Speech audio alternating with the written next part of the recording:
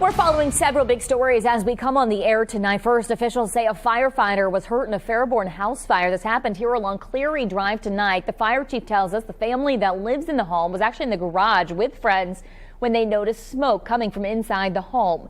Once crews arrived, they say they found a significant fire in the kitchen area, and while putting that fire out, some cabinets in the house collapsed and landed on the firefighter.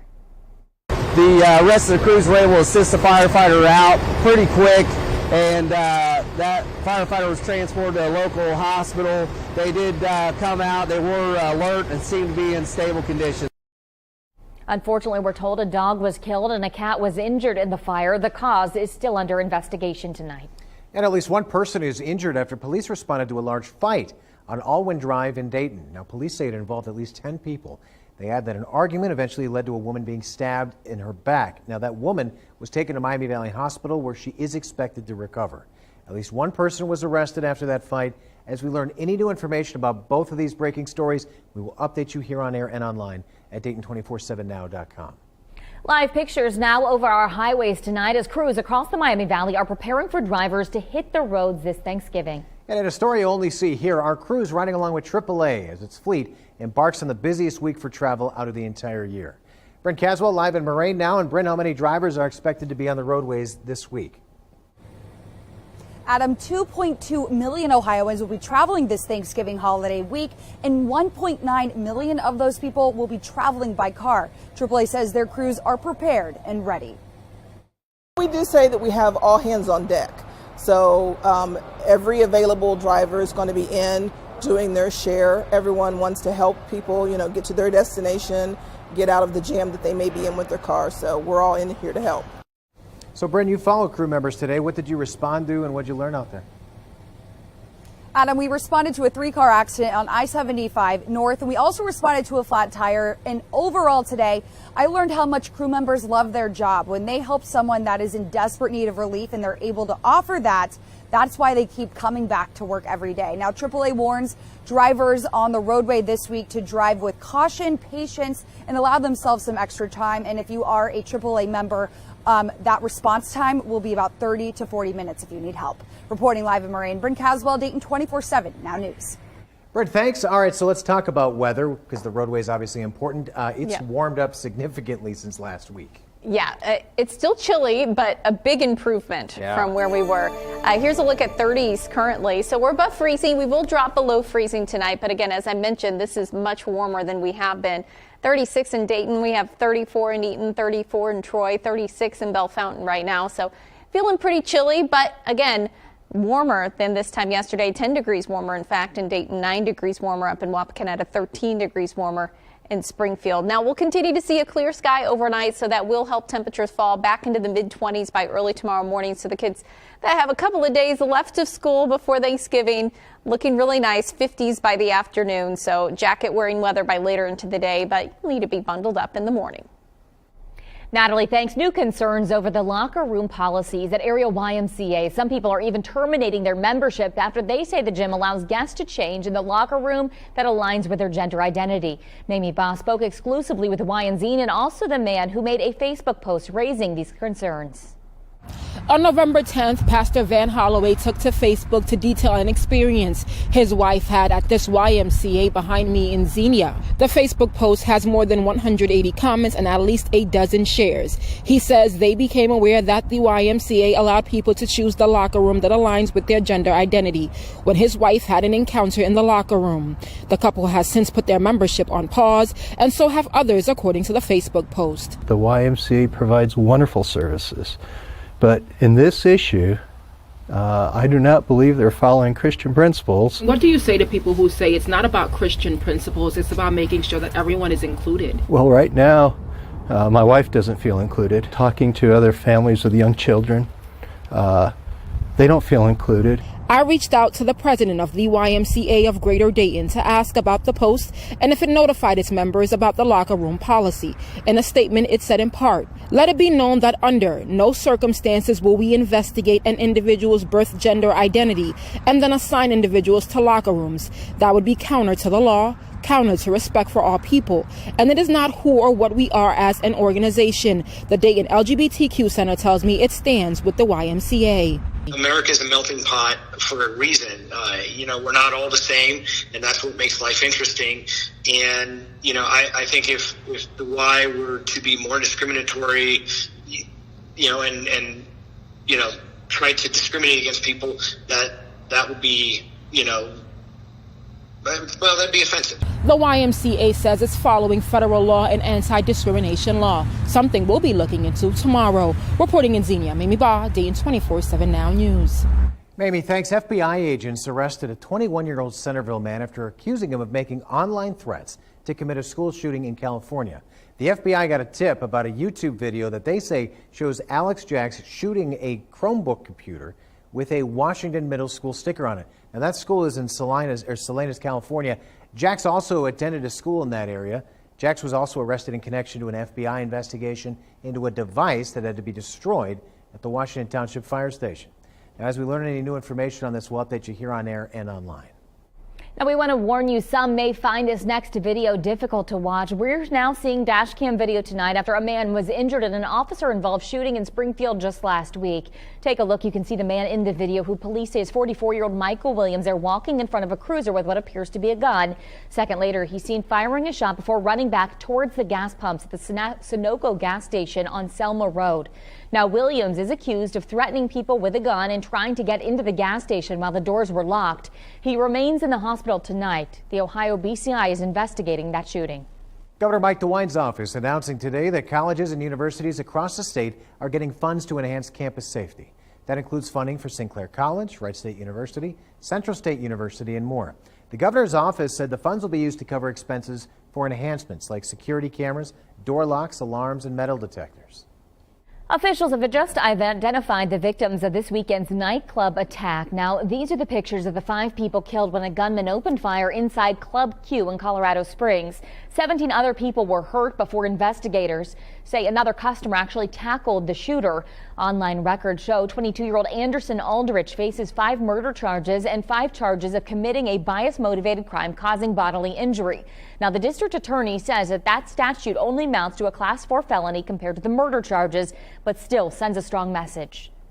So those do not in any way elevate the potential sentence in a case like this, but it is important to let the community know that we do not tolerate bias-motivated crimes in this community, that we support communities that have been maligned, harassed, and intimidated and abused. The mayor said that he spoke with one of the heroes who subdued the shooter. He called him humble. Investigators say the man took the shooter's handgun and hit him with it. Now, the accused shooter remains hospitalized right now, along with 13 of the victims. Prosecutors say more charges are likely. Ross County Sheriff's deputy remains in critical condition tonight after he was shot late last week. Investigators say Nicholas Mitchell shot Sergeant Eric Cochran after Cochran answered the back door of the sheriff's office. Surveillance and body camera video shows Mitchell speaking briefly with Cochran, then pulling out a handgun and pointing it at him. The two then exchanged gunfire. Mitchell was killed. Cochran is being treated at Grant Medical Center in Columbus for a gunshot wound to his chest.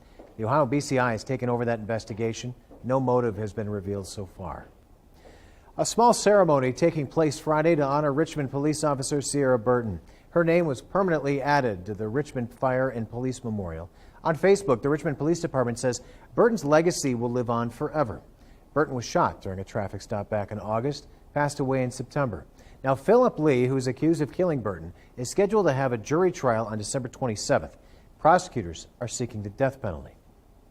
Well, take a look at this. 1 person dead, 16 others hurt after an SUV crashed into a Massachusetts Apple store this morning. Police say it happened about an hour after the store opened. Now, that SUV hit several people, even pinning some against a wall. A nearby shopper says the crash set off a frenzy around the shopping center. People were just running around everywhere, running into Burton's, Barnes & Noble, just looking for help and things like that. So a lot of people were on the ground. Now, police have opened a criminal investigation into the driver, though it's not immediately clear what led up to the crash. A 28-year-old woman is facing charges tonight in connection to a deadly crash that killed her own 3-year-old daughter. Prosecutors say Kristen Elaine Walls was behind the wheel when she crashed her car back in January of this year. We're told 3 of Walls' other children were in the car at the time. Investigators say none of them were belted in. Walls is now scheduled to make her first court appearance December 6th. A state of emergency declared in New York State after extreme winter weather hit this weekend. When they can expect to see some relief from the snow. Next. And the U.S. men's team kicks off international play against Wales. How their first World Cup match in 8 years played out today from Qatar. Plus, I'm tracking a very mild forecast, a little bit more like November when our next weather maker arrives. That's coming up. Here's a live look from our Kettering Health Skycam. You're watching Dayton 24/7 now.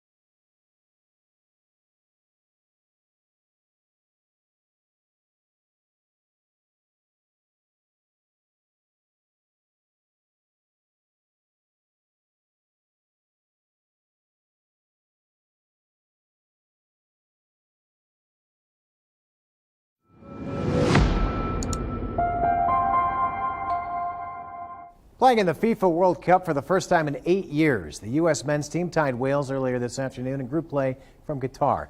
The U.S., the second youngest team at this year's World Cup, struck first in the 36th minute, but in the 82nd minute, they gave up the tying goal on a penalty kick to Wales. Neither team able to pull ahead in the end, with the final score being all knotted up at 1. The U.S. team's next match is against the Group B leader England on Friday at 2 p.m.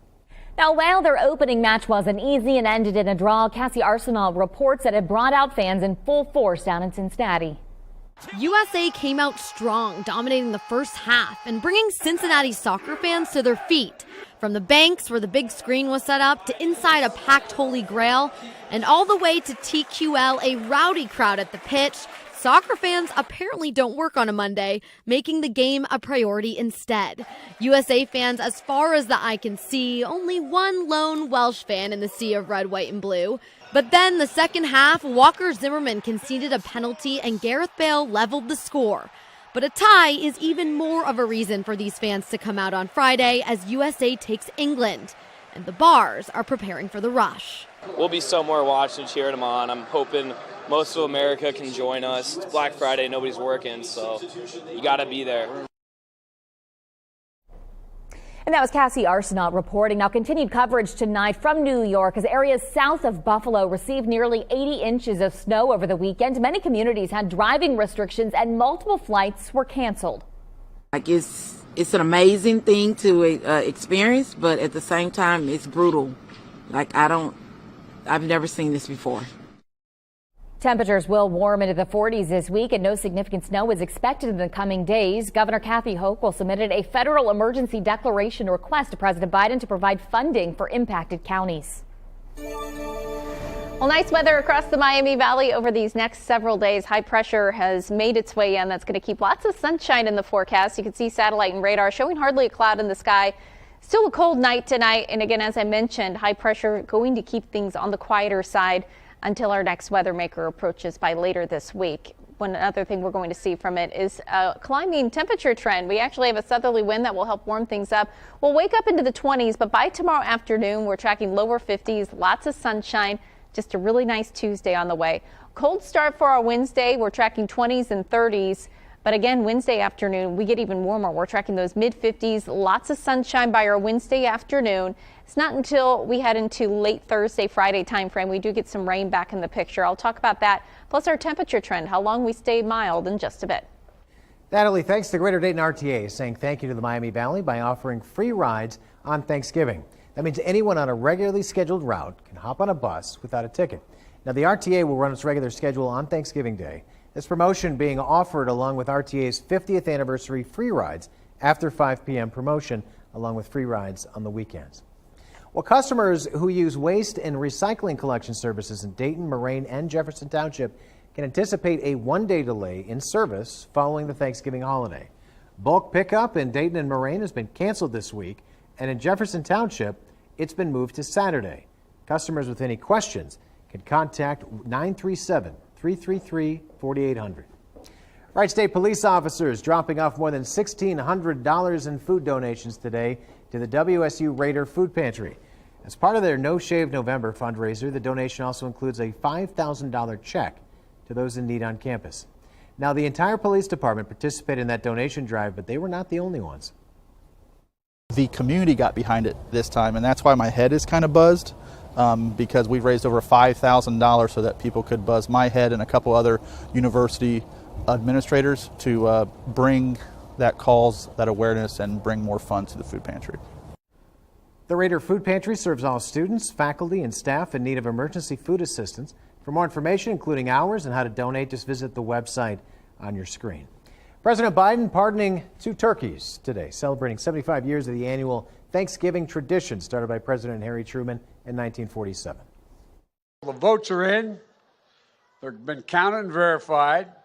There's no ballot stuffing. There's no foul play. The only red wave this season is going to be a German Shepherd Commander knocks over the cranberry sauce on our table. That will cause. They are big turkeys, aren't they? My fellow Americans, please welcome the 2022 National Thanksgiving Turkeys, chocolate and chip. The National Turkey Federation says the now pardoned turkeys plan to earn an honorary poultry science degree for North Carolina State. All right, a live look from our Kettering Health Skycam now. Still cold nights, but at least the days have been a little bit warmer, Natalie, and it looks like that's a trend that's going to continue, thankfully, throughout the rest of the week. Yeah, we got that warming trend for us. Still some cold nights, so one of those layering type of days. You got to be bundled up in the morning, but some mild afternoons. Expect it all, right? Yes, and actually very nice weather as we head closer to Thanksgiving. That's the warmest day of these next 7 days. You can see here temperature trend next 5 days, lower 50s tomorrow, mid 50s on Wednesday, close to 60 degrees on Thanksgiving. And then we have those mid 50s for our Friday and our Saturday. Little rain that will come back in the picture too. But the overall temperature trend is on the warmer side. This is from the Climate Prediction Center indicating above normal temperatures from the 27th to December 1st. So heading into December, we are tracking an above normal temperature trend. And it's overall looking pretty nice for us. I'll have a look at that 7 days coming up in just a bit. Natalie, thanks. Republicans are eyeing the White House for 2024. Many now considering a run against former President Trump. What this means for the next presidential election. And the trial of the Oath Keepers headed for jury deliberations. The charges members of that far-right group faced during this portion of the trial. You're watching Dayton 24/7 now.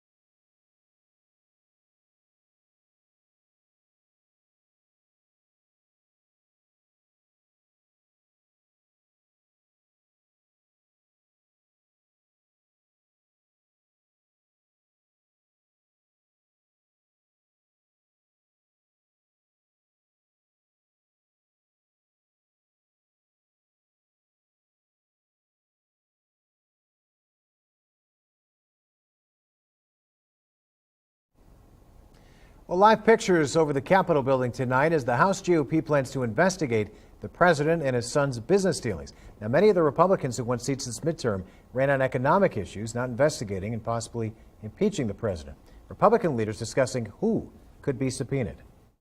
There's no plans to subpoena Joe Biden. There are plans to subpoena Hunter Biden. Why then would you not subpoena Joe Biden if this is all about Joe Biden? Well, it's complicated to subpoena a president of the United States.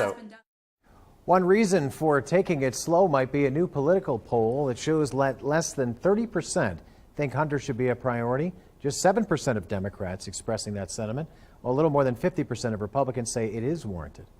Republicans are eyeing the White House in 2024, even ones who once said that they wouldn't if former President Trump joined the race. One example is former South Carolina governor and U.S. ambassador to the UN, Nikki Haley. At an event this weekend, she graded the GOP's midterm performance.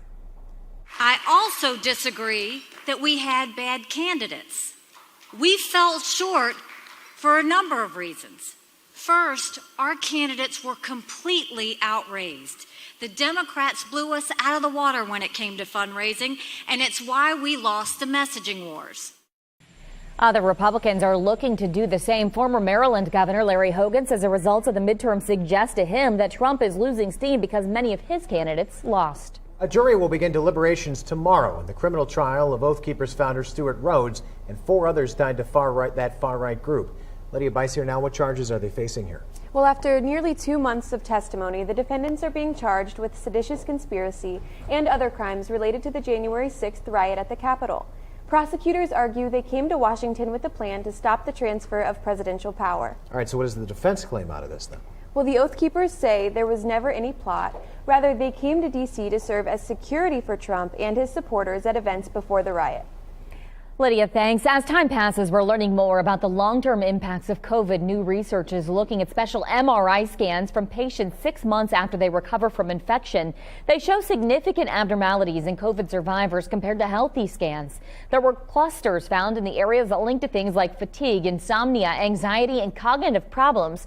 Researchers will continue to follow their progress to see if the changes persist.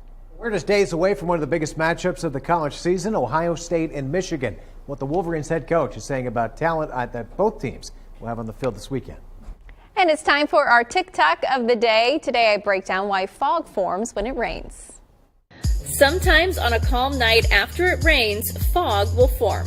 Fog forms when the temperature drops to the dew point and the air becomes saturated. A few things that will help that happen will be calm winds, a clear sky, and a recent rain that has left the ground.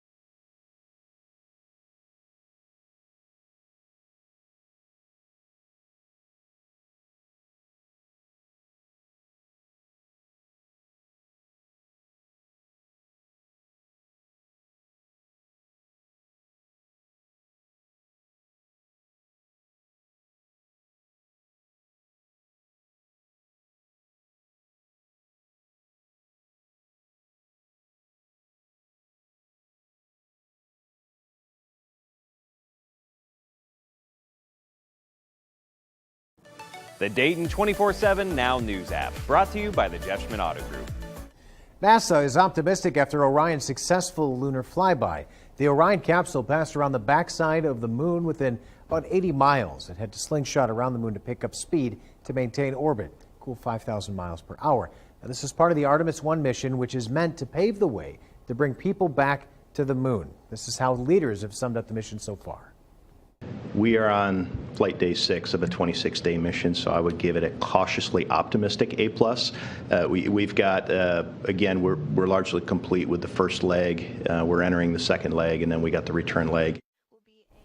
Orion will now spend close to a week in lunar orbit before it heads back to Earth. It's expected to splash down in the Pacific Ocean December 11th.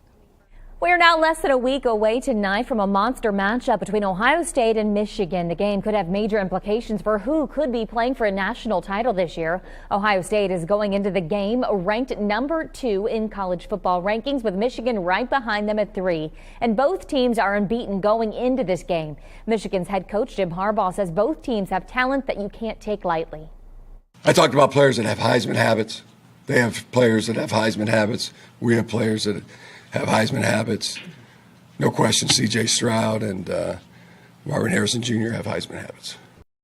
Now, the Buckeyes have won 17 of their last 19 matchups against Michigan. That's ever since 2001. The game will air over on Fox 45 Saturday at noon.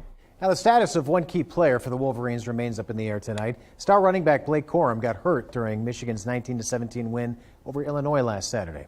Now, it has been labeled as an undisclosed injury to his left knee.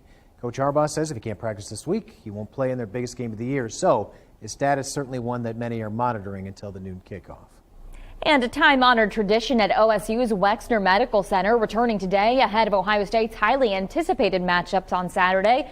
Newborns at the medical center were wrapped in Beat Michigan swaddles and hats that looked like Ohio State's famed helmets.